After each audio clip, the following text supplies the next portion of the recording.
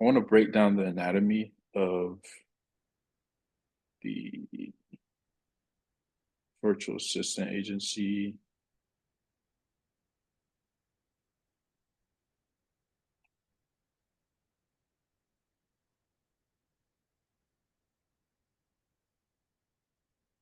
So when I break this down, this is less about lead generation and more about strategy, like how I would position this, um, and how you should utilize your virtual assistants for you. So, and what I'm sharing with you is exactly what I am doing with my virtual assistant. I want you, so most of the time when coaches tell you to get a virtual assistant, they may say, "Oh yeah, you can get a virtual assistant to run your entire business," but that's actually not smart at all, because your virtual assistant is typically not the person that makes the sales for your business. Like, actually, never have a virtual assistant make any sale for your business. Your virtual assistant should be focused on support, lead generation, admin tasks, um, like anything that helps with fulfillment, but is not exactly um, pitching your customer on your actual service. Because your virtual assistant, like there's people that you can hire, like salespeople, to and commission only salespeople to make calls for you. So when it comes to your agency, obviously you want to have your website, and then your website leads to a form or a survey, and I like to call these intake forms. And then um, your intake form leads to a booked call. And just so you all know, this process is pretty much with any business you have. It's website, collect information, book a call. Now, you guys probably came from a webinar or some type of challenge or whatever the case may be. It's typically the same thing. You went to a website, you clicked on the form, you submitted your information, and you joined a challenge. So, or you joined a webinar. In this case, you guys are a service-based business, so they're booking a call with you. When they book a call, some type of transaction is happening, and agreement is sent. When this agreement is sent, it's signed, and this is when fulfillment begins. So this is just like this is like the before fulfillment part of your agency. So we'll call this pre-fulfillment.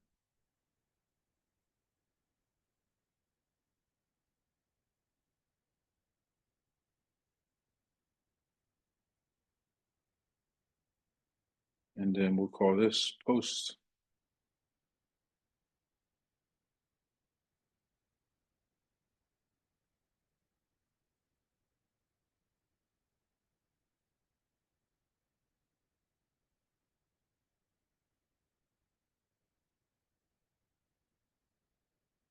All right, so the two sides of, well, really the one side of this, because last week we talked about getting clients for your virtual assistant agency. So you're going to Facebook, you're going to these groups, you're finding your target group first of all. You're finding your target group.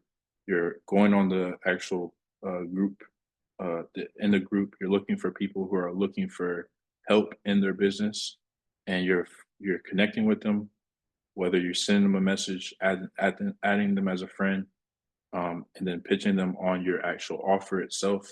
Again, your offer can be a script that you made. If you guys have that document for last week, I'll try to find it on this call, put it back into the chat. But essentially, it's that offer you're giving them, and then they're going to show interest. And then what do? They book a call. They go to your survey, book a call, transaction agreement sent, fulfillment begins. So this side right here is now I need to fulfill for them. So fulfillment is finding virtual assistants. We all know that you can go to onlinejobs.ph. You can use Facebook, or you can use Landon, right? If you need to fulfill for finding your virtual assistants. Now, finding virtual assistants is very easy, but the part of vetting the virtual assistant and training the virtual assistant and getting them all the way on board is the harder task. So from here, once you find the virtual assistant, you need to vet the virtual assistant.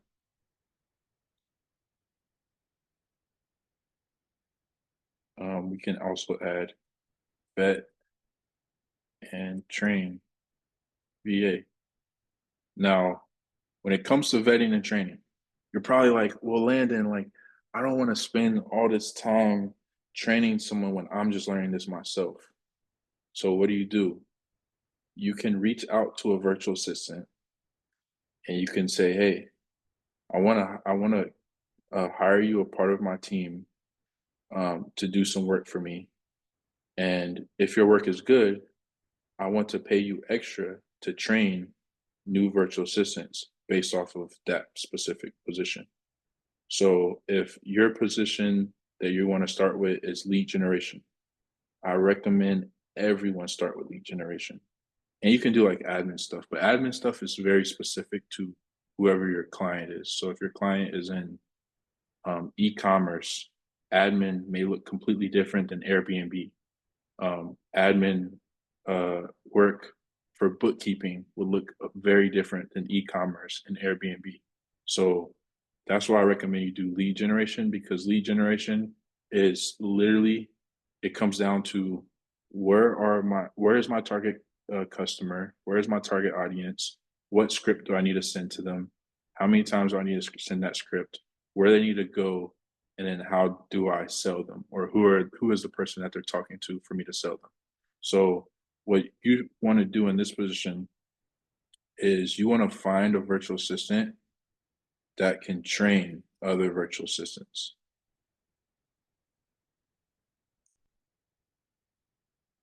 Or the other part to this is you can get the virtual assistants, and these virtual assistants, you can ask the virtual assistant, ask them if they know other VAs. So this right here, believe it or not, you may get a virtual assistant that works in an office with other virtual assistants. You may get a virtual assistant who has family members that want to become virtual assistants. Because in the Philippines, I'll tell you guys this one thing. So in the Philippines, in order for you to, in order for you to, um, in order for a virtual assistant to get to have the ability to get paid, whether they're getting paid through PayPal, Wise, Dill, whatever source they're getting paid from, they have to have a valid ID. And in order to get a valid ID in the Philippines, you have to have a valid ID, which makes no sense. You have to have a valid ID to get a valid ID in the Philippines to be able to have a bank account to connect it to a payment processor to get paid from someone in the US. Now, as hard as that sounds, it's really that hard. So what virtual assistants may do in most cases is a virtual assistant may collect the money because they may be the one that already has an ID. They may be older, whatever the case. They may have found a loophole. And so they collect the money and pay it off to the other virtual assistants. The virtual assistants are going to do the work for you, but there's a virtual assistant that has everything that they need, and they just disperse the money off to all these other virtual assistants. So In your case, you can also ask the virtual assistant if they know other virtual assistants. And then that virtual assistant can also train the virtual assistants as they're coming in, which keeps you from having to train and find virtual assistants. So this keeps you from having to keeps I don't know why that happened. And let me know if I'm losing anyone because I don't want this to sound confusing because it's simple to me, but it may not be simple to you. So just make sure that you're asking for clarification if it is confusing. But you're finding the virtual you have to find your first virtual assistant. Your first virtual assistant is going to be the gateway to more virtual assistants. And you have to think about this. Your first virtual assistant is going to help you get leads for your virtual assistant agency. So by default, you're going to have a virtual assistant because you want to be able to get leads for your virtual assistant agency to even sell those leads on your services. So you have to have a lead generation virtual assistant working for you. But that virtual assistant is going to be the one that can train other virtual assistants for you and find more virtual assistants for you. So maybe I should just like reword this, but like put a one in the chat if that makes sense. If at least what I just shared with you makes sense. So just to reiterate, your you have to your first virtual assistant is going to be the one who finds you new clients. They are finding you new clients. They're doing a lead generation to find clients that are interested in your virtual assistant services. That first virtual assistant that you find, once they are good at your job, at the job that you assigned them with, is finding you new clients, you're now going to add to your agency. We help you. We locate or we place lead generation virtual assistants for your businesses. Now, once they understand how to do lead generation in your business terms, then now that virtual assistant is capable of training new virtual assistants when someone pays for your service. And then that virtual assistant is also now capable of finding you more virtual assistants to fulfill for those people. So are you saying that you are training them in lead generation so they can train other virtual assistants to do lead? Yes, 100%. You're training them in lead generation so that they can train other virtual assistants in lead generation. But on top of that, always ask them if they know other virtual assistants because that right there is going to allow for you to fulfill. Because, right, like defining virtual assistants is one part, but this process of finding a virtual assistant, vetting them, um, hiring them, making sure that they know what they're doing, this could take weeks. It could take a week. It could take 2, 3 weeks. This is just like anything. When you hire someone, not the first person that you hire is always going to be the best option. Someone could have lied on their resume. They could have been lying to you already. They could be working with another company and they're talking to you and they're trying to figure out if they should quit the company they're working with or split the time. Like there's a lot of BS that comes with trying to find a virtual assistant yourself. But typically a virtual assistant that knows other virtual assistants or knows people that want to be a virtual assistant, those people typically are trying to leave the job that they're currently at for effect, or they've never been a virtual assistant and they're looking for work. Because what's better for a virtual assistant to work a job out in the streets in the Philippines or work at home or work in an office with other virtual assistants serving people and not have to leave the house.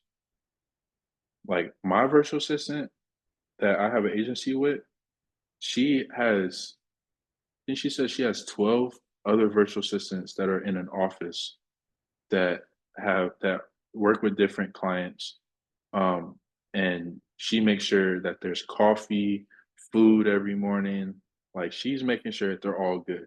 And she lives in a penthouse because she's getting paid $9 an hour. So she's gonna make sure that she keeps up with her lifestyle by helping me. So all I have to do is make sure the website looks good and make sure that the copy on the website looks good enough so that she can continue to do what she does best, which is finding more virtual assistants and training those virtual assistants. Now, a strategy play that you guys can do with new clients is so pricing strategy for clients. So this is how you maximize your clients right here.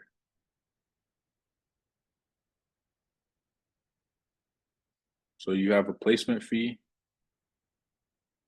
placement plus training fee, and then you have ongoing pay.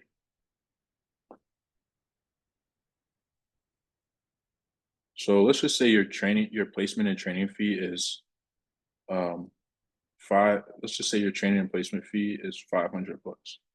I truly think it can be more because I know people charging 5,000, 10,000 for this, but we'll just be conservative and say $500 placement fee. Because again, we're just trying to make sure you guys can pay your rent every month. Like that's all we're trying to achieve. Um, so $500 training and placement fee. Now, the ongoing pay is just like we said with the cleaners. Your virtual assistant, you may get a virtual assistant that comes in and says, "Hey, I charge $300 a month, or I charge $500 a month." Right? But what if you told a virtual assistant, "Hey, this is how much I'll pay you, and this is how much I'll pay you for working because this is a company." Now they'll feel a lot secure. They won't feel like a regular contractor anymore. They'll feel like they're working for an actual company. You guys can go and look up a company called Remote Latinas. Remote Latinas is a staffing agency. What Remote Latinas does is they will place you with a team member. They may charge you $5,000 or $10,000 to place you with someone, and you would pay that employee directly. So your client can pay you for a placement and training fee, 500 bucks, and your client can either pay that virtual assistant directly, or that client can pay you directly, and then you distribute the pay to your virtual assistant.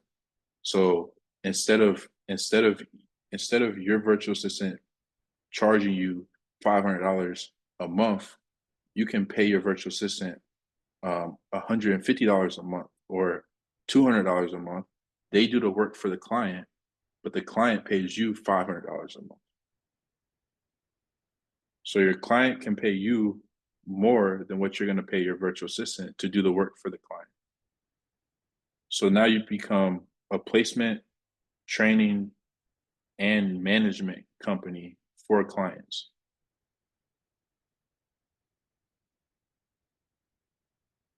Do I need to repeat that at all?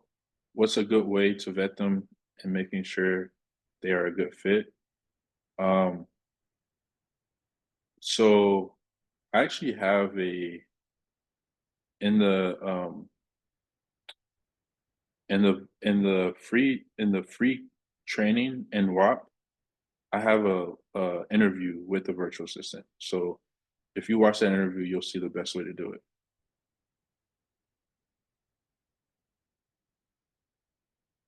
But also to answer your question, the best way to vet them is to really see what the past companies that they've done work for.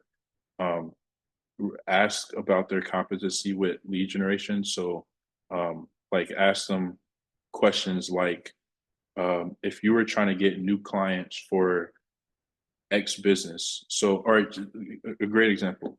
So if if your te- if your if your if your service is helping co-hosts get properties, um, what you would ask your virtual assistant that you're vetting is if you were in charge of getting new clients for helping Airbnb hosts get new properties for their business, and Zillow was the place that they had to get properties, and Airbnb was the place where you would find the co-hosts. Ask them what they would do to get new clients. And if their response is anything like, well, I would go to Airbnb and send a message to the co-host, and I would go to Zillow and send a message to the property owner, then you know they're on the right path. If they say something like, "Oh, I don't know what I would do," like, then they're probably not on the good path for you as a virtual assistant. Now, of course, this is something they'd be trained to do, but that's the best way to vet them. Now, when it comes to like work history and experience, when it comes to virtual assistants, you want to vet them in ways to help you understand if they have other clients. So you want to ask them, okay, are you available to work, um, you know, a full days of work? If they say no, I'm not available, then it lets you know that they have another job on the side somewhere. Because if they don't want to work for you, they should be available all day to work for you. If they can't work for you, it means that they have another client or they're working for somebody else. But also people with that people that are in that position also, it might not be the best to let them go. It might be the best to save them for someone that wants to hire a part-time virtual assistant, because that's a service that you can offer. You can offer part-time and full-time virtual assistants. So don't throw away those virtual assistants. Just put them to the side and use them for something else that might not be involved with your business directly as far as lead generation. Um, if they if you're talking to a virtual assistant and they say, I work with this company, I work with this company, I work with this company, that might not be the virtual assistant you want, because that's a virtual assistant that probably uh, can't keep a job because they aren't good enough. And so they have to keep getting new jobs. Another thing to vet them with is if the virtual assistant says they haven't been working for 3 months, it probably lets you know that they're not good enough to get hired. If a virtual assistant is talking to you as if you would be their client, that might not be a good virtual assistant to work with, because they're going to treat you like they are your client, like that they're going to treat you like you are their client. I forgot who it was. When I first started talking about virtual assistant agencies, I literally forgot who it was, but they said that they had their virtual assistant had sent them an agreement and had them sign documents or whatever. And I'm like, no, that should not be what it is. You should be the one sending your virtual assistant an agreement, a contract. They should be signing up to work for your company, not you signing up to work for their company. Like your virtual assistant is looking for an opportunity to work for you, not you're looking for an opportunity to work for your virtual assistant, because they're going to treat you like it as well. Um, and then outside of that is really just whatever your standards are. Like if you want a virtual assistant that is proactive, or if you want a virtual assistant that's not going to reach out to you every single time something happens, like understanding what type of person they are or what type of leader they are. You can also have them take a personality test. So a personality test will give you a good idea of what type of person they are. And then you can take a personality test for yourself to see if your personality aligns with their personality.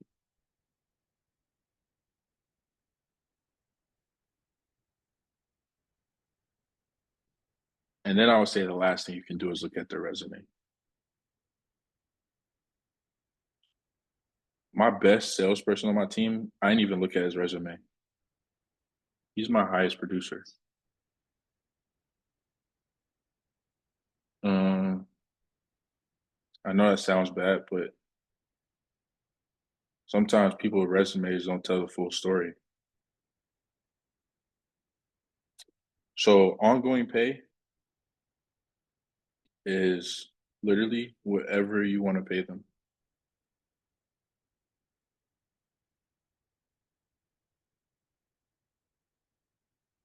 And then what you um,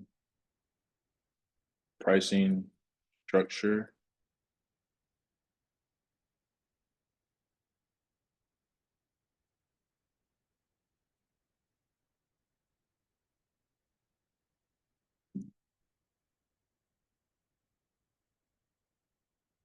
they can pay you directly or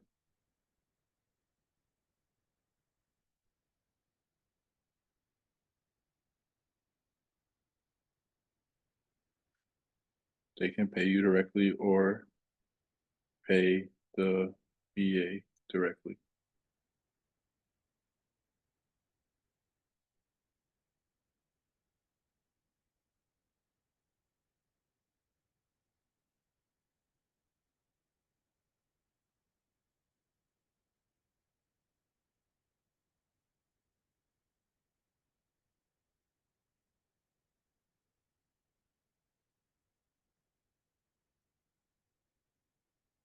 So placement fee, training fee, you can charge whatever you want. I promise you.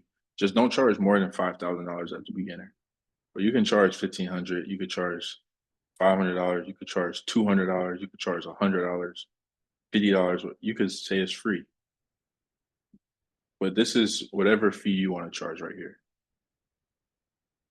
And this fee is dictated based off of what your competitors are charging. Your competitors are charging 5 grand, 10 grand for the same exact service. And then ongoing pay to the virtual assistant is whatever you want to pay them. So if you want to pay your virtual assistant 200 a month and they agree to that, then you're paying them 200 a month. If you want to pay them $200 biweekly and they agree to that, that's how much you're paying them. And then your client that is paying you for the service to find a virtual assistant, train them, and then get them going and then get them to actually start working, they can either pay you directly. Now, if they pay you directly for that virtual assistant, then keep in mind anything that happens with that virtual assistant, whether they're not,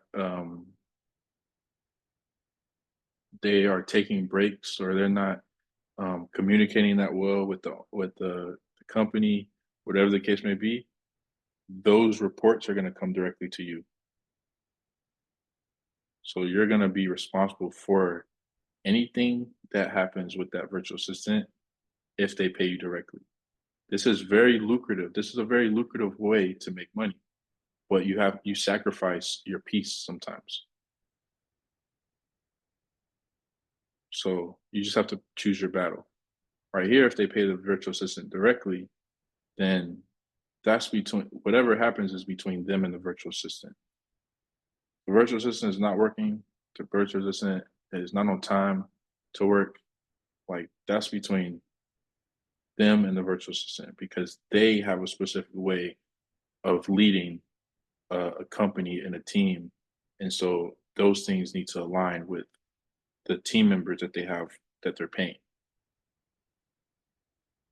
So this is with this way, it's no way for you to make money off of this, but you have all your piece. So that would be a true middleman strategy versus owning, I guess, a virtual agency company, like the difference between these two payment structures. They're both middleman strategies, but you Hmm. just like the middleman, um, like the middleman really, this is the core of the middleman. Okay. This Okay. right here is just this third part is just adding an extra layer to it. Okay. Like with this part, you still stay as a middleman company, to the client. But if you go this route, then this is the only area where you're just a middleman company. Gotcha. Okay. And this is enough Landon, right here. Go ahead. Go ahead. I Sorry. was going to ask, which method do you use? The client pays the virtual assistant directly. Okay. So placement fee, training fee, um, I pay the virtual assistant directly as far as like they're on my team. They only work for me. And then when we get the client a virtual assistant, the client will pay the virtual assistant directly. Okay, gotcha. And I'm doing it for the peace. I'm doing it for peace. Mhm. And I'm only sharing these two ways with you because I did the way where I didn't have peace and I was making more money, but I didn't have any peace. Because imagine, like this is the type of business where you can have 20 clients. You can have 30 people that have paid you for a virtual assistant service. You don't want 30 people reaching out to you every time their virtual assistant is an hour late to work. Like virtual assistants, just so you guys know, they're working on a whole different time zone. Like it's nighttime during our daytime. Like they may get tired, they may fall asleep. Like it could be many different things that happen. So you don't want another client, you don't want a client that is reaching out to you because the virtual assistant fell asleep and the both of you are connecting with the virtual assistant the same exact way. Like it's either I reach out to them from the contact information I have on them, or you reach out to them with the same contact information I have. Like if they're not answering you, they're not going to answer me. So what do you want me to do? like like so let's just give you the responsibility. And if the issue is if the issue is more and more, like you have the issue more and more, then we can what we can do is we can here's another service, another offering is it's so we place you a virtual assistant, we train virtual assistant for you, and then if this virtual assistant doesn't work out, you have 45 days um, insurance for us to find a new VA. Now, this is free right here. So this is free.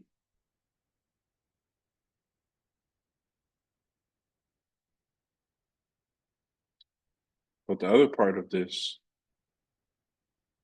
is now they have the confidence that if the fulfillment doesn't work for them this time, you'll do your best to find them someone new.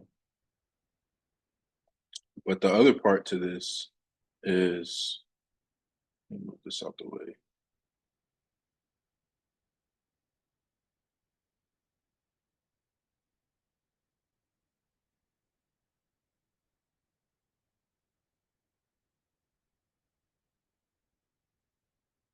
If you pay our $99, it could be whatever you want to charge. $99 a month. Um, replacement. So this is like it's like a finder's fee for placing more virtual assistants so that they don't have to pay the full $500 the next time. So it's like you pay us $99 a month. And if you want a virtual assistant the next month, you don't have to pay that $500 again. You can, you're getting a virtual assistant for that $99 that you're just paying us every month. So like they end up paying you way more over the course of a year, but in the grand scheme of things, they don't think it's a lot because now they know that they can come to you anytime they want to get them another virtual assistant that is free for you to find anyways. It's free for you to find anyways, but they're paying you $99 a month instead of that 500. Like if someone's thinking in their head, they're like, okay, I just got this first virtual assistant. I'm probably gonna need 3 or 4 more virtual assistants. I just need to pay this company $99 a month for me to get 4 more virtual assistants this year instead of paying them $2,000 this year. Like for them, it's like, okay, that makes more sense for me. But for you, it's like, okay, now I can start thinking in my head, okay, if I have 10 clients I'm working with this, or if I have 20 clients that are paying me $99 a month, I can pay rent every month. And instead of me thinking, I need to find 20 people, I need to find 20 new people this month, or I need to continue to reach out to my current clients to see if they need a virtual assistant so that I can make my $500 placement fee. So in addition to your existing clients paying you monthly, you can still go out and find new clients. So this is like a subscription fee that you've added onto your service to find more VAs for existing clients.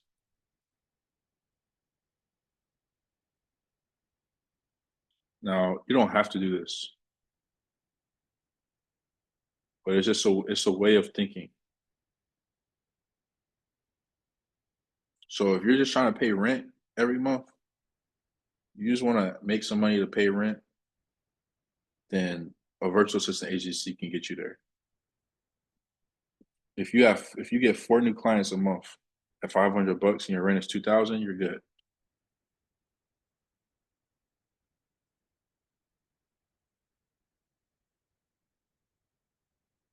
Well, I would say you need a little more because you're going to pay your virtual assistant.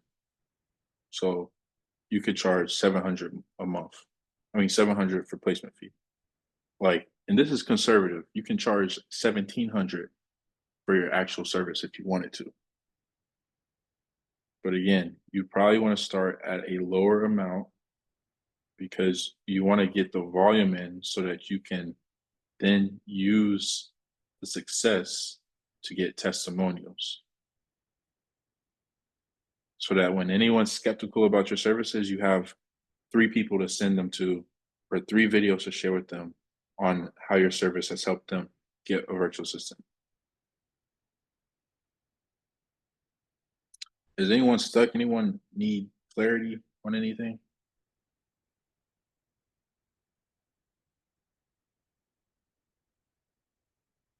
All right. So the bigger question is, how do I know what services my VAs can offer?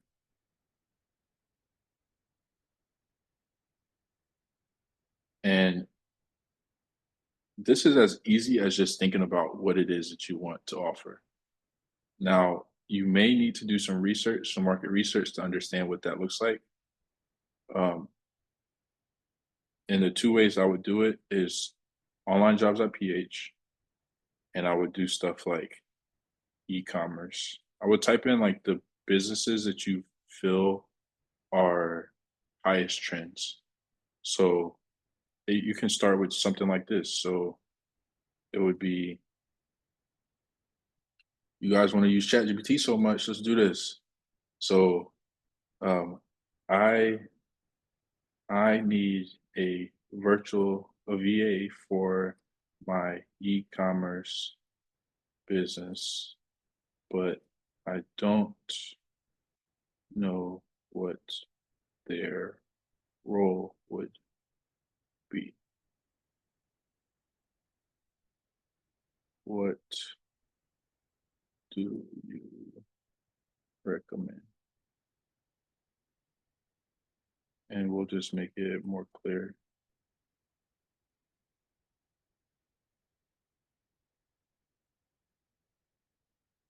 You see this? So now you're like, okay, what do I put on my website? We place you virtual assistants for e-commerce. What does that look like? Well, our virtual assistants will help you with your order and inventory management. Our virtual assistants will help you with your customer service. Our virtual assistants will help you with your product listing and content. Our virtual assistants will help you with your admin and back office tasks. Our virtual assistants will help you, like, it just goes on and on, right? So now you're like, okay, I also, uh, I also, I, I also want to do it for people who need bookkeeping. What would this look like? Like, you guys see how you don't have to do that much thinking? Like, there's not much thinking involved in this. How do I know what services my virtual assistant can offer? I go to ChatGPT and just ask ChatGPT. I say, I need a virtual assistant for my e-commerce business, but I don't know what their role would be. What do you recommend? So now you can literally find your people. All right. So you're like, okay, well, this is what I'm offering. This is what I'm putting on my website. But how do I find these people? All right, let's go to Facebook. Let's type in e-commerce and let's go to groups. All right, drop shipping and e-commerce sharing. This group has 124,000 members and they have 10 plus posts a day. Well, I guess we'll click on this one. Now, this first thing. So we'll do inventory. We'll go into this group and we'll go to search and we'll type in inventory. So now you're going to look for all the people. See this? Do y'all see this right here? It says, I'm looking for a serious and reliable private dropshipping agent to work with long term. Here's what I'm looking for. So this may not be aligned with what you're actually offering, because I read the first line and got excited. But whatever it is in here that your virtual assistants provide, that you provide, is what you're looking for when searching that specific thing.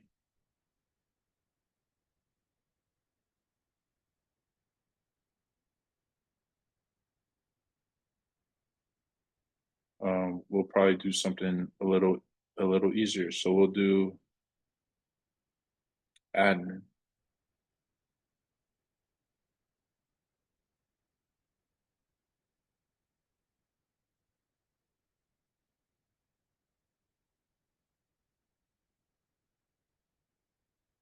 I need a Shopify expert to help me with my store.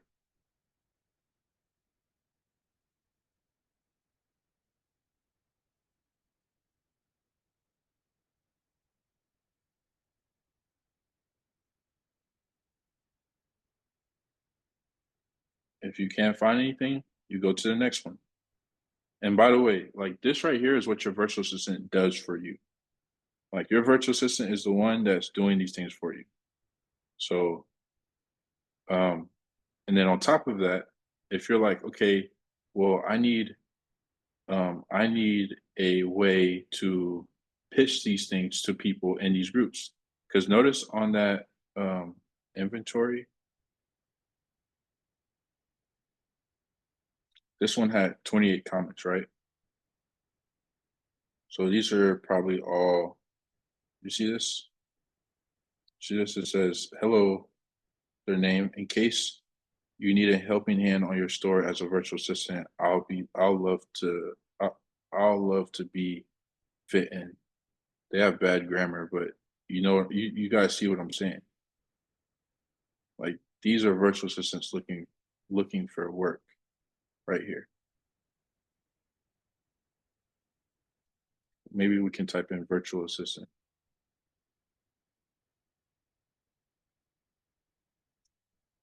Hiring virtual assistant for dropshipping business. In need of a virtual assistant for dropshipping.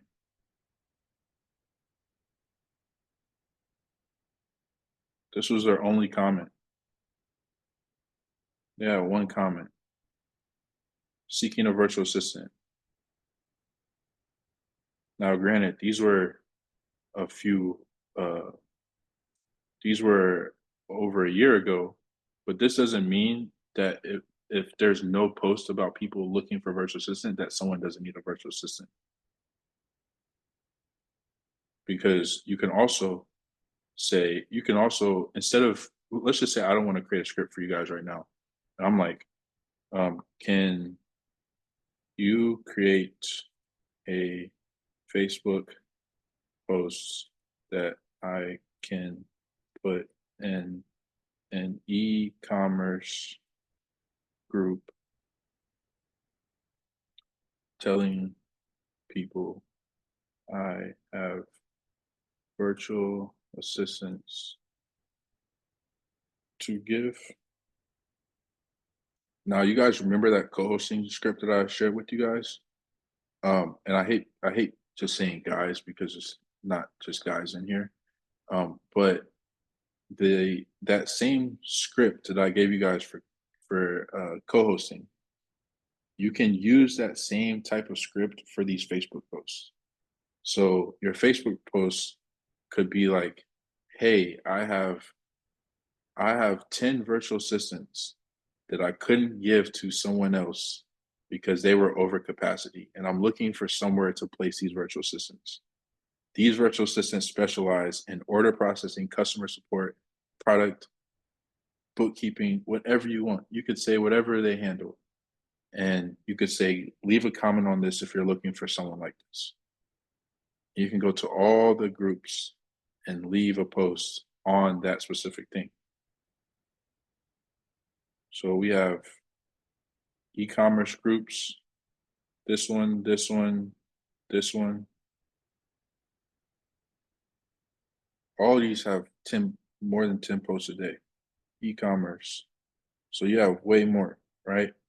Now, I know you all are seeing something in here that says Shopify. So like this is Shopify. Shopify is a pretty big e-commerce platform. It's probably the main platform. So you're like, oh, well, if I'm gonna make a post in this group and it's about Shopify, how can I, show dominance that I can actually provide people that know Shopify? Well, you go to onlinejobs.ph, you can either type in e-commerce and do search. So e-commerce, they charge $6 an hour. E-commerce inventory manager, $6 an hour. Branding, e-commerce, administrative support, graphic design, $2 an hour, $4 an hour, $7 an hour. Guess what? When you make a job post on here, it's not going to be all of these people will comment on your job post, but a lot of these people will comment on your job post. So now you'll have 100 virtual assistants to choose from when you have 100 people coming to you looking for your services. Now, if you're like, okay, I want to do something Shopify specific, we have 4,000 people who have Shopify in their um, job title.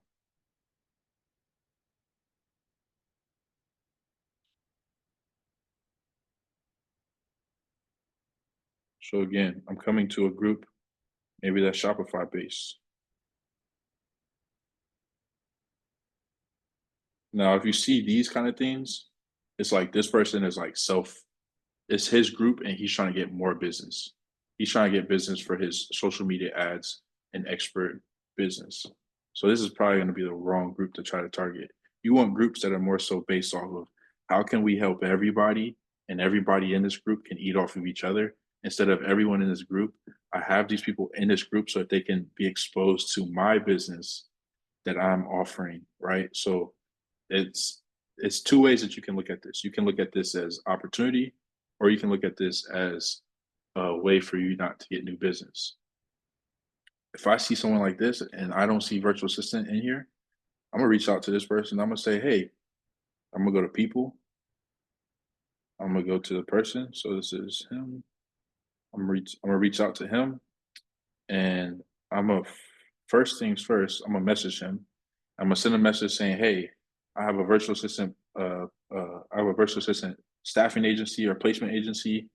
these are the different things that my virtual assistants can handle. We have way too many virtual assistants, and we need someone that can help us promote them, and we're willing to give you a cut. So now what does he do? He can either make posts in his group. You can also say, hey, how much is it to post in your group about my services? Because he knows he's getting the cut regardless. So it's either, can I post in your group in front of 37,000 people? Maybe only 1,000 people see it, but that's enough. So can I post in your group? Or I know you have a company right now. Is it possible for you to share what we do with some of your clients in case they may need a virtual assistant?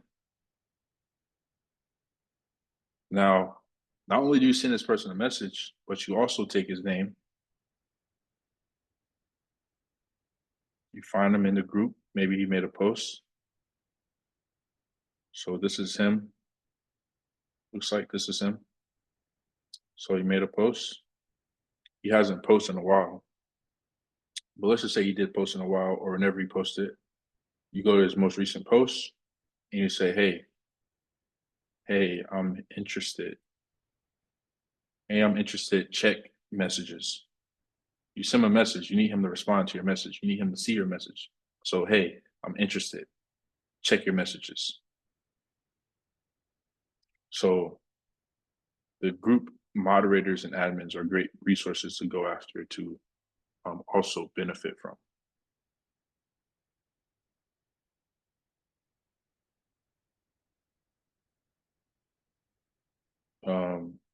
I would tell you all something great to go after is bookkeeping as well, because bookkeepers need help.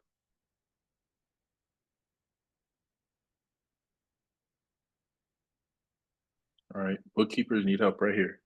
Bookkeeper, bookkeepers, right? Maybe you're like, oh great, well, I want to pitch this service to actual bookkeepers in my area. All right, let's do that. Bookkeepers near me. Where's my map? Remember I told you guys about the wage arbitrage? What do? You go to bookkeepers, you go to their website, you go to, they gave me their Facebook, but I can also just go to contact and you pitch them. Business name, you put your message in their contact. What's your offer? How do you help? How can you help a bookkeeper get some help with virtual assistants? And the good thing about the Google side of things is there's no limit on how many messages you send. So maybe I want to send 1,000 messages per day. So I'm going to go to the bookkeepers in one city, and I'm going to go to bookkeepers in Dallas, and I'm going to go to bookkeepers in Houston. I'm going to go to bookkeepers in Georgia. Like I'm going to go everywhere.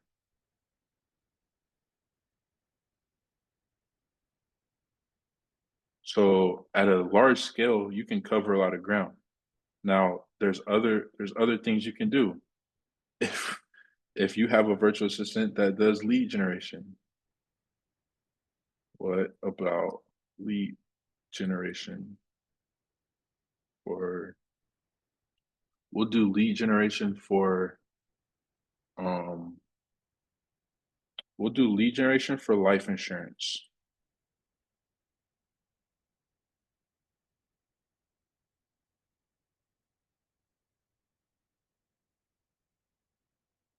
Look at this.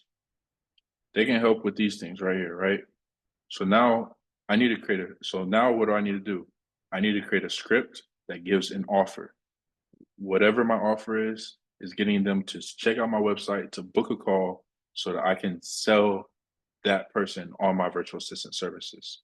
So now it's like, okay, how do I find the life insurance people? Well, I can type in this. I can go to Facebook, life insurance agents. We'll go to groups, life insurance agents. And maybe that's not the way you find life insurance agents, but this is one way right here. Another way is to go to life insurance agents. And now we have life insurance agents on Google. We go to a website, we find contact us, and this right here doesn't allow us to pitch them, but maybe we send them a quick text message or we call them, right? And what we're doing in these cases is, so these are big companies, by the way. Like these are typically going to be your big companies. However, what you can always do is you can pitch them on services. So you guys may not have heard this term, but they call it drop servicing. You can look it up. Drop servicing is like drop shipping, but for services. So as a drop servicer, what I do is I find the person that needs the service and I find the person that can provide the service. And I just connect the two. Or I pay the person that provides the service and charge the person that needs the service.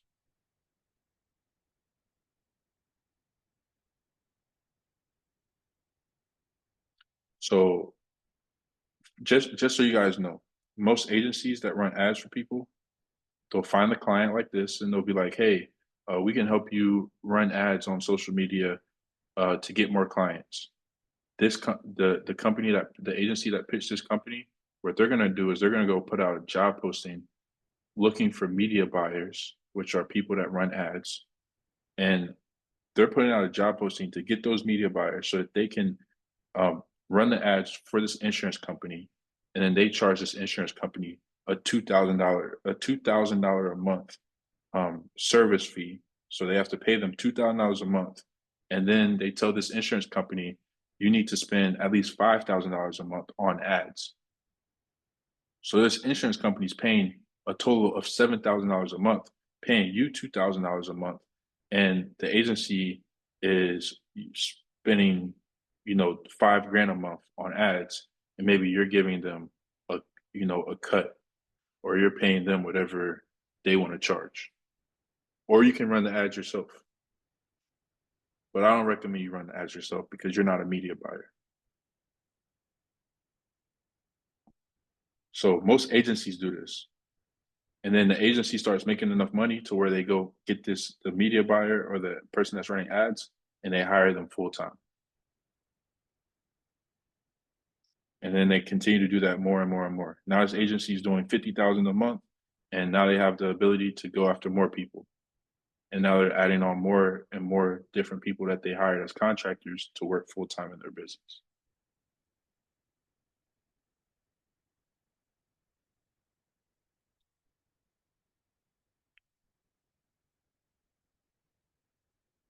But I know I said this was going to be an hour, and I know this is not the typical call that we have, but I'm trying to help you guys understand the virtual assistant agency providing services as a middleman.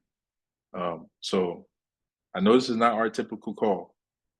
Our typical call is diving into Airbnb stuff or co-hosting. But I've been getting a lot of questions from some of you that aren't even on this call, by the way. Some people aren't even on this call that was asking me questions about this, about the virtual assistant agency. And so I would utilize Facebook, and I would utilize virtual assistants to help you run your agency, so that you can focus on just being the entrepreneur, finding people that can help you get more clients, whether it's working with coaches, whether it's working with influencers, whether it's working with big companies, whether it's working with agencies, whoever. And then you be the person to get those deals, get those clients, and get those people to pay you, so that your virtual assistant can find a new virtual assistants and then train virtual assistants before they get to the new client. So Landon, you're basically saying you're giving us a blueprint to be the middleman with almost any kind of business. Correct. And we're Correct. in a midterm, short-term business, but we could be, let's say there's a tool like something old-fashioned like Excel spreadsheets. Yes. And there's people like me who've never mastered spreadsheets. So you could find VAs that are good with those kind of tools and then offer Yes. those kind of services. So this really works for any kind of business. Yes. Yes. Okay. And I'm sorry, I was kind of in transit, just going back a little bit. When you were saying either we can pay the VA ourselves, which we make more money, or we're just that middle person. And so that's something you need to have more volume since we're only going to get, I think you're saying charge about $200 for the service of providing a VA to someone. Yeah. Um, I did would you catch I that? would charge yeah, I would charge more. I would charge like $500 for placement. I wouldn't charge $200. You can charge that low amount if you want to, but I want like 500 should be your lowest only because I know how much people are really charging. You know, people are charging 1,500. The remote Latinas company, they're charging 2,000 per virtual assistant, but they won't just they won't just give you a virtual assistant. Like you have to get a package with them. So you have to get a bundle of 3 virtual assistants. So now you're paying 5 grand or 6 grand for a bundle, and then you just get those. Like you can use them whenever you need to get another virtual assistant, but you've already paid the full price. So I'm just telling you guys, this is the lowest you can charge for the thing, which is that 500, I would say. And then as you get more and more testimonials or reviews from your clients, you just raise the price $500 more, $500 more until you get to a place to where people just start saying, no, this is too high. I don't want to pay for this. Hmm. And you also said that if there's a placement, they have like 2 weeks to decide if that person isn't good for them. Yeah, yeah, yeah. That number can be whatever you want. It can be 2 weeks. I would probably say a month and a half. Okay. That's why I put the 45 days. But that is as insurance. So if that virtual assistant is underperforming or they have bad communication, then they can just come back to you to find them another virtual assistant within that 45-day period without extra costs. Okay. Okay. And then if you want to throw on like a monthly fee that they pay you so that you can find them more virtual assistants without them having to pay that $500 placement fee again, then you can charge them 99 bucks a month or $50 a month to where they can come to you whenever they need another virtual assistant.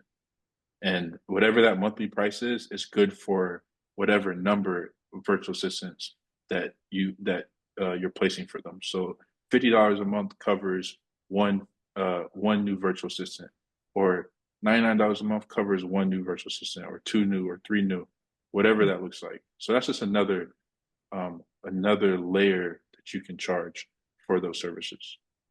Yeah, 'cause you don't want anyone creating an agency off of our work. So you don't want to have that unlimited. So that's Right, why you want to cap it to right, maybe right, 2, 3 or something. Okay. right. But Okay. even if someone is creating an agency off of your work, it's fine. Like you're getting paid for it too. Yeah, that's true. That's a good point. But yeah, it hit me like a couple days after last week's call. It's like, oh, I could use this for anything. Yeah, That's yeah, yeah. The virtual assistant is the most versatile model. I'm sorry, I haven't like read I don't know if there's an outline for it, but did you go over like what kind of entity we need? Like, do we need to have a separate LLC to do this business, or it's not that big? It's not that serious. But if you think that you'll make a lot of money from it, I would. I have a separate entity. But like for example, my Airbnb business, when I first got started in the Airbnb business, I'm like, it's no way like these people are, saying they're making this much off of it. Like, there's no way I'm gonna make this much off of it. And I started making more, and I created a separate entity for it. So, you don't need to. um, it can be a part of your current stack. But if you feel like you'll scale it and you'll put a lot of attention to it, then I would create a separate entity. I mean, I already have an LLC for my midterm rental. Um, so I don't know if this business could go under that. I'm in Yeah, California, which means, I'm paying $800 a year if I make money or not for that right. LLC. So lots of times in trainings, people say, "Oh yeah, create one." But for us in California, there's that squeeze that Right. it's a lot of money um, Yeah. if you're not making money with it. I had two and I closed one down last year. Um, Yeah. Yeah. The way I would look at it in that case is I would just I would try to get clients first to mhm. see if you're actually going to make money before you open an LLC. Yeah, yeah, that sounds like a good idea. Because if you get three clients, you're like, oh, that was easy. Then you probably will have the confidence to, you know, get more. And you're like, okay, it makes sense for me to create LLC for this or a new business structure for this. Do you have a lot of students or a few students that have tried it and it's working for them? Or is No, it still new? I just do this. And I know people that do it.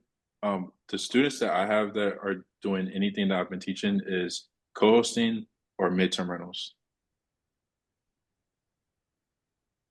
Okay. Yeah, so my job is to explain all the ways that you can, be a middleman outside of just the midterm rentals or co-hosting. The service thing with Airbnb. A lot of the midterm rental coaches are like frowned upon the Airbnb services because they're like, well, I can't control people coming in and out of my property. I have to be liable for the masseuse or the chef or using up different things. But it's like, you can make money off of those as a service. So um, a lot of like really the things that people are attaching to are the things that are in a line with their comfort zone right now that I'm Hmm. seeing from my students is midterm rentals because they're like, oh, I didn't know you could do midterm rentals in addition to short-term rentals. Or they're doing co-hosting because they see their coach is teaching about co-hosting, but they didn't know that they can do property acquisition in relation to it. So the things like the virtual assistant, I will say for a fact, is by far way easier than anything I've ever taught. But it's unfamiliar territory for people. So that's not the first option that they're going to try. I mean, I like the idea because it sounds like the least amount of liability. Because, I think about that a lot. I don't want to do short term because the first thing I thought is it's just too many opportunities for people to mess up my house.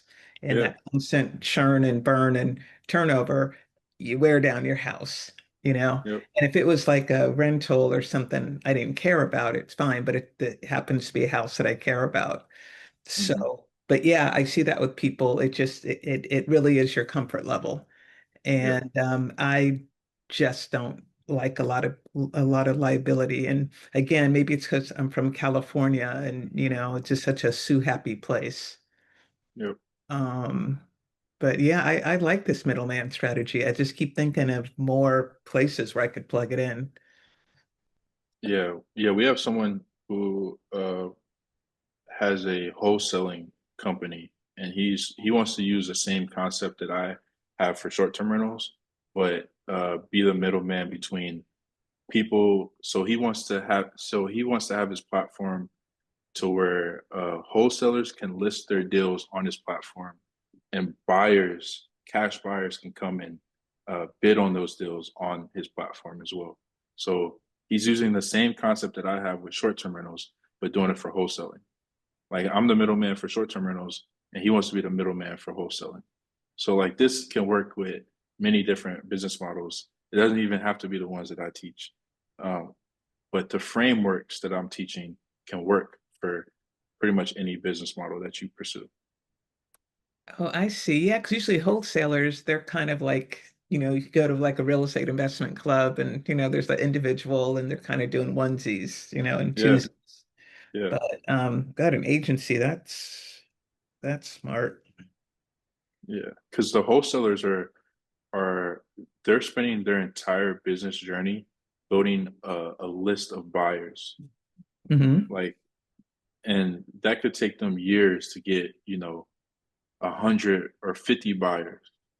But imagine if a wholesaler can go to a platform and the the owner of the platform is just doing all the work on finding new buyers. So now that person may have found 100 buyers in less than a month or less than a year or less than a week.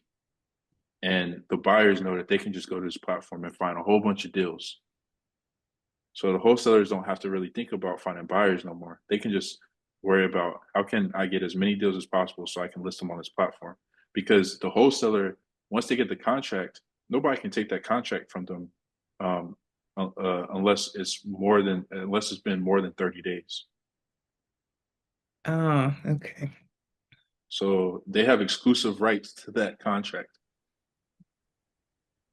So they have 30 days to find a buyer. But if they can go on a platform and find a buyer within 3 days, then they're feeling more confident about getting more deals. Oh, So like that guy, he did the middleman and he's like, yeah, I want to do midterm rentals, I want to do these things, but I've been running this wholesale business and it's just been super hard for me to find buyers. I'm like, well, you can make money off of connecting the wholesalers and the buyers together and charge them a fee. yeah. And that fee, I mean, it could be a pretty decent fee. Yeah. I mean, I would imagine that fee could be a couple $1,000. Yeah, or I told them that you can just focus on volume, and so you could charge the buyer a subscription fee, and you can charge the wholesaler a subscription fee at a low amount. So you can charge the wholesaler $50 a month to post as many deals as they want, and then you can charge the buyer, $50 a month for access to as unlimited deals. Okay, that is Because brilliant. yeah, because like the way I told him to look at it is try to find all the companies that serve the wholesaling industry.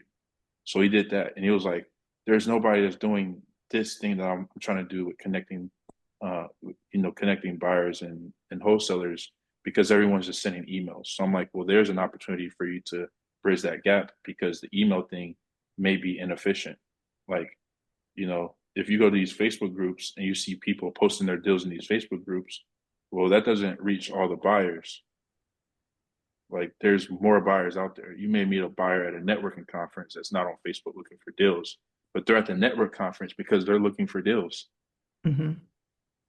And then you have you have the wholesaler who's using these other platforms, and these platforms that they may be using may be charging $99 a month.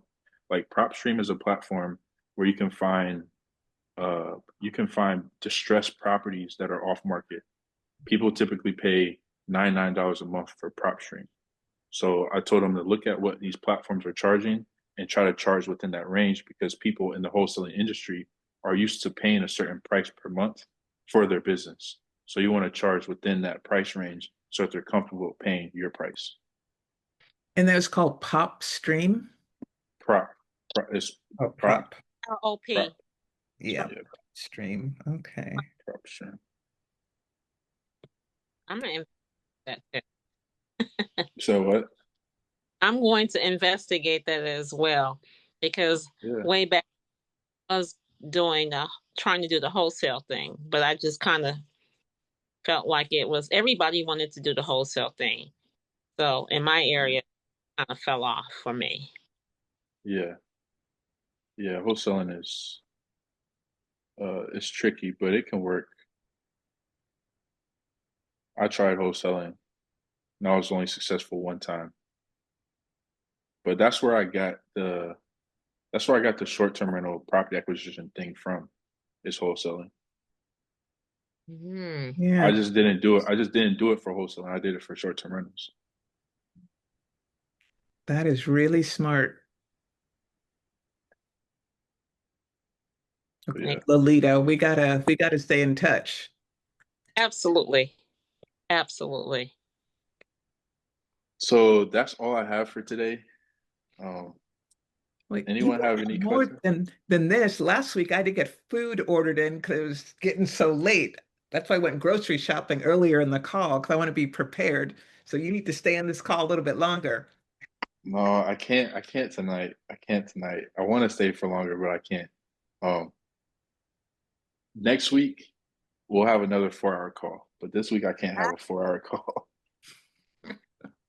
I'm going to process everything you just said tonight. I'm dropping my number. Okay. It's in the chat.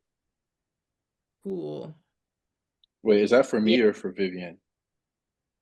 It's for me, Landon. Okay. Wait. Okay, that's good stuff, Landon. Good stuff. Yeah, definitely. If any of you want to meet with me at any time, send me an email at here. I'll give you my email. And um, if you need more clarity on some of these concepts, we can chat about it for 30 minutes to an hour. I put my email in the chat. So if you want to talk about any of these things personally, you have any specific questions, or just any middleman concept that you feel like could work for you, send me an email. I just so you all know, I prefer emailing way more than I prefer texting. I try my best with the texting side of things, but someone could text me at 8 a.m. and by the time 10 p.m. comes, they're like 20 messages deep in my phone. So uh like I prefer email because I don't just give people my email all the time. And emailing is like the modern way of texting for me, even though it's probably been around longer than that. But I just prefer email. So send me an email and we can connect through there. I'll send you my calendar link. Um, and yeah, if you need any help with anything, I'm here. I'm excited to help people. I'm always excited to help people. I think I'll always forever be excited to help people. But please don't come on a call with me and not be serious. Be serious about what you're trying to pursue. Even if you're not serious, even if you don't know what you're trying to pursue, at least be serious with my time. That's all I ask. Landon, So what time zone are you in now? I'm in Eastern time zone right now. Eastern? Okay. Okay. Well, Landon, this is my first call, and I am very excited. And Yes, when I do my yes, one-on-ones with you, I am just really excited. So it is just good to be in this group. yes, And I will definitely be back. yes. But And I'll reach out to you because you know what we have to do. yeah, yeah, yeah, yeah, yeah. We're working together personally, so Yeah. um, yeah. Landon, And I'm and, sorry. and Can people still join this group? The free um, group or no, or too far? yeah, no, no, no. People can still join the free group. Okay. Yeah, yep. Invite your friends. Invite anyone you feel like needs help. Um, I want to invite some people because I mean this is such a good stuff. Um, and mindset, and you're here and you're dedicated. And I've got a couple people that are kind of looking for mentorship from me, and I'm kind of like not in that position, and I don't feel I have enough experience. And you just really lay down the foundations. You love teaching, you know what you talk about. So I would love to get a couple more people in here. yeah, I truly appreciate it.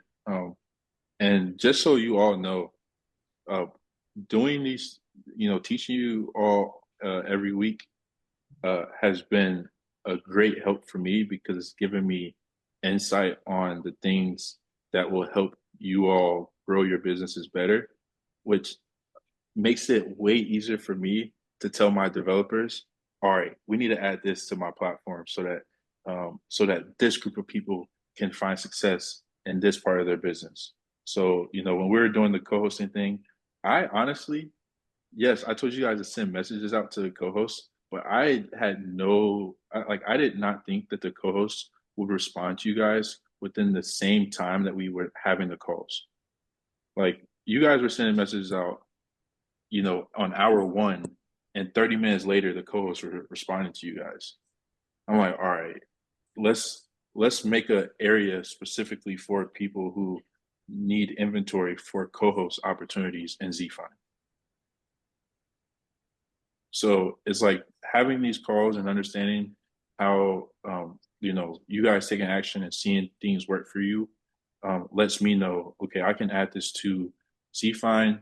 You guys can use ZFind or white label ZFind, and you can fulfill for your clients without having to go search for property owners.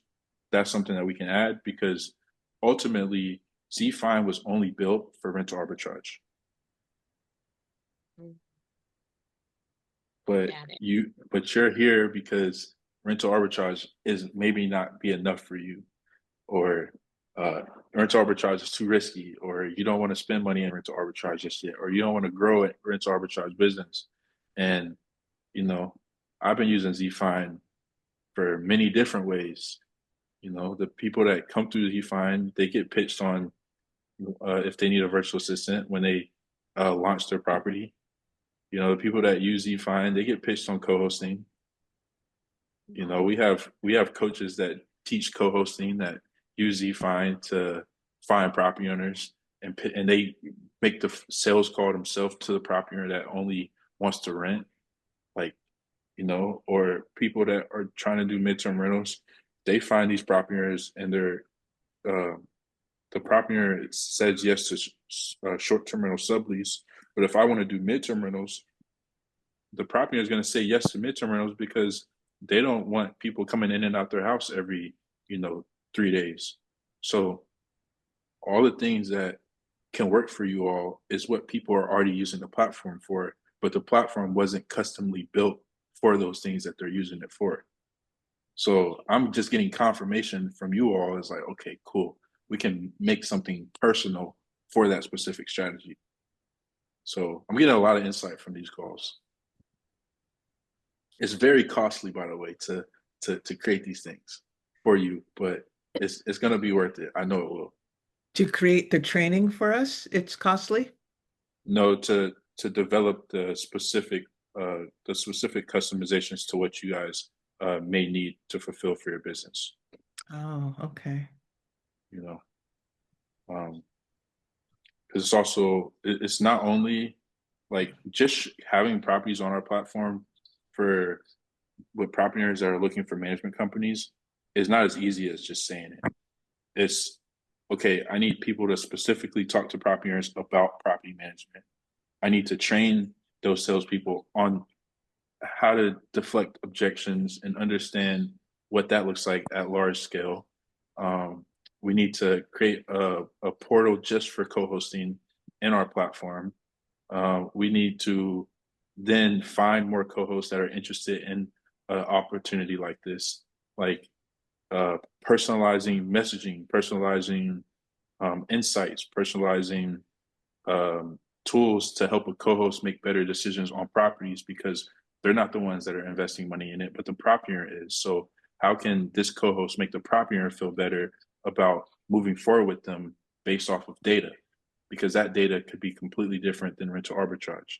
So it's like all these things that have to go into, you know, serving just the co-host market, or like we're changing up our profit calculator to be versatile for both midterm rentals and short-term rentals. So our profit calculator in ZFind for midterm rentals will show the typical rates that insurance companies are paying in this specific area for these typical type of properties, so that an MTR operator can make a decision on these kind of properties, or a coach that is teaching midterm rentals can give better data to their students about these kind of properties that are in this specific area, because these type of insurance companies are paying these kind of rates to these kind of houses and these kind of markets.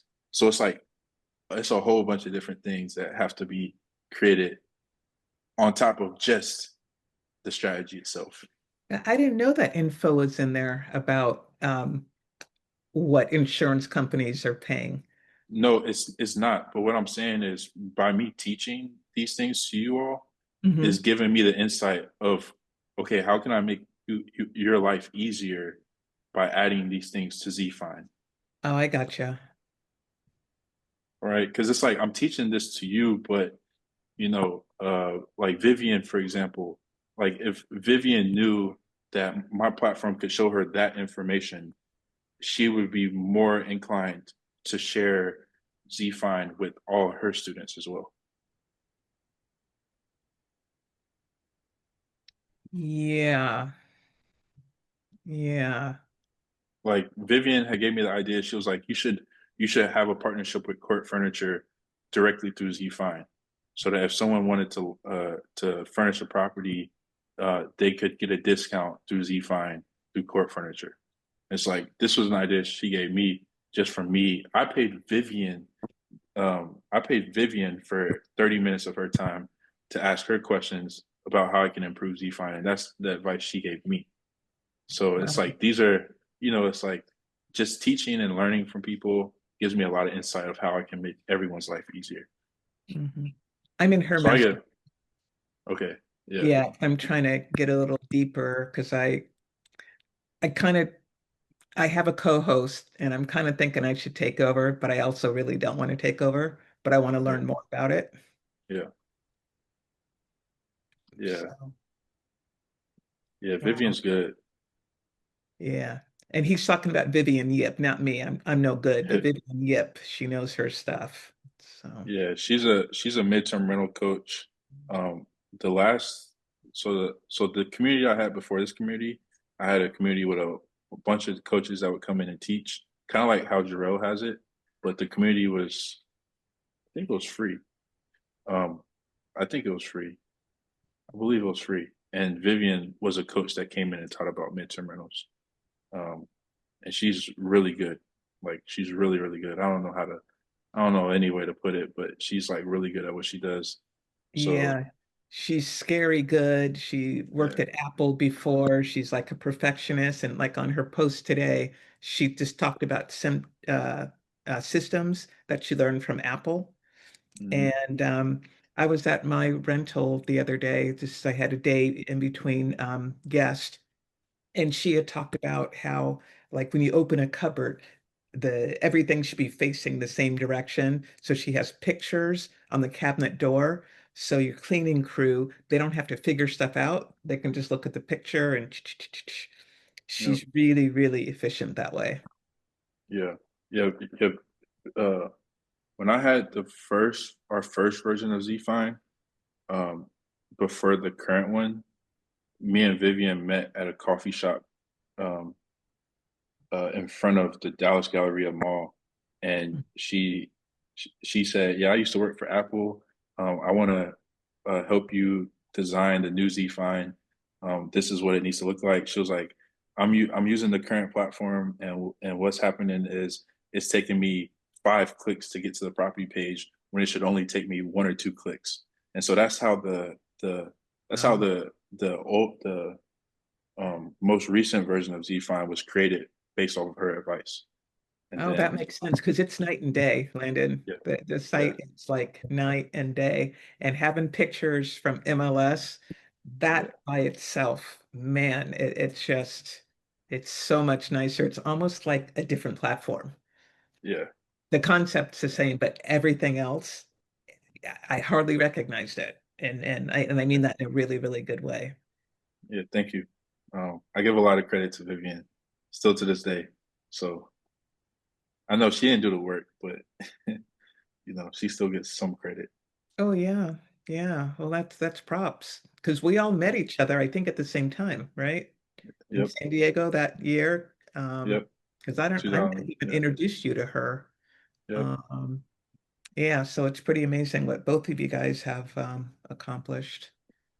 I'm sorry, I feel like I'm talking too much, you guys. Don't Nah, do your thing. Do your thing. Oh, we're Uh, Yeah. no, you're good. She trying to keep me on this call, y'all. yeah. Yeah. But while we're here, I'm on closed capture. I'm trying to get the words. So the court furniture, is it spelled as court? Like going to court? Furniture? No, CORT. Oh, CORT. And drop service, right? That that you have mentioned Yeah, earlier. Okay. yeah, drop service. You could Google that. I Okay. actually don't. I don't think a lot of people promote it because they're still talking about drop shipping, but drop servicing is what agencies do. If you see any company with the name agency, they do drop servicing. Okay. Mm. Didn't know. So all that go under your folder that I made of you, your folder. Yeah. Don't be telling them. You don't be telling people, Landon told me that you're technically a drop servicer and all these people that are working for your agency aren't working for you directly. You just hired them out, like, because they're gonna come for me. But I know exactly what they be doing. We'll learn it all. We'll learn it all, man. We'll learn it all. But Proud. but I really do have to go, y'all. I have to go. Please book a call with me though. I want to at least see one booked a call on my on my calendar from someone. You're going to I regret want that because we're all going to be booking calls with you. So, no. I think this group is fine because there was a time where I had posted my calendar link and I had 20 booked calls over the span of 3 days from this community and one of the other coaches communities. So I won't regret any of these calls because some of the people in here are a part of my one-on-ones. So it's completely fine. I'll be fine. This is a small group.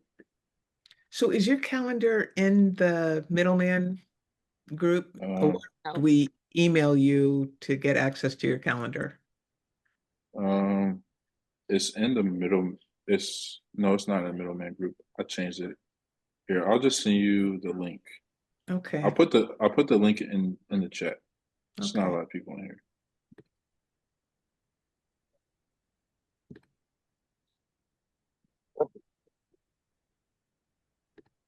Also, is this being recorded or no? Yes, it is being recorded. Okay.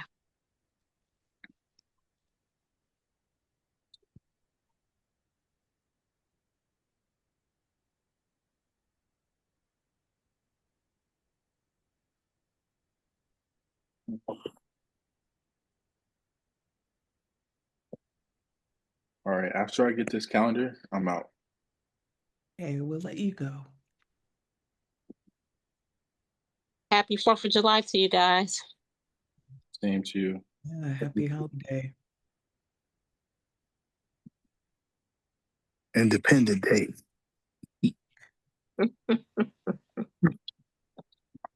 Yeah, I'll keep my mouth shut because, yeah.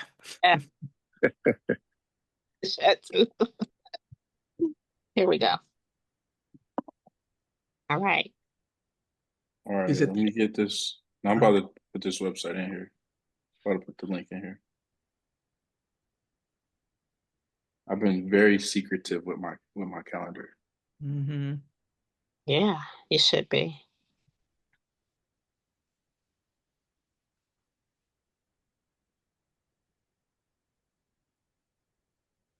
Mm.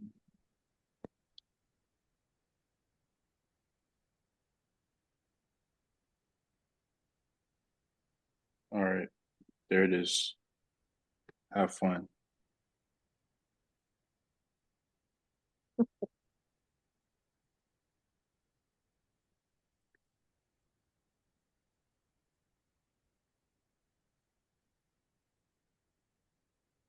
All right, we good? I'll put in the chat.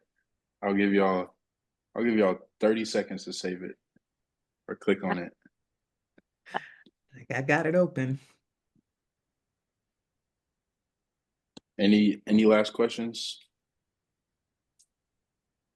I just want to Comments, thank you again. concerns? Thank you. This is some good stuff.